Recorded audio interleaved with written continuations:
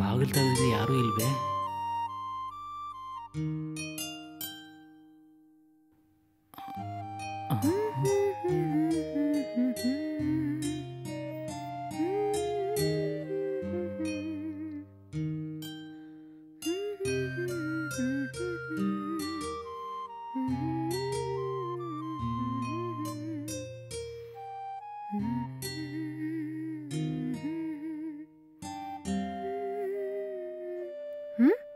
ಹೇಯ್, ಯಾರ್ ನೀನು? ಮೇಡಮ್, ನಿನ್ನೆ ಈವ್ನಿಂಗು 2 ವೀಲರ್ನ ಸರ್ವಿಸ್ ಕೊಟ್ಟಿದ್ದೀರಲ್ವಾ, ಅದೇ ಕೀ ಕೊಟ್ಟೋಗೋಣ ಅಂತ ಬಂದೆ ಮೇಡಮ್. ಹೊರಗಡೆಯಿಂದ ಕರಿಬೋದಿತ್ತಲ್ಲ?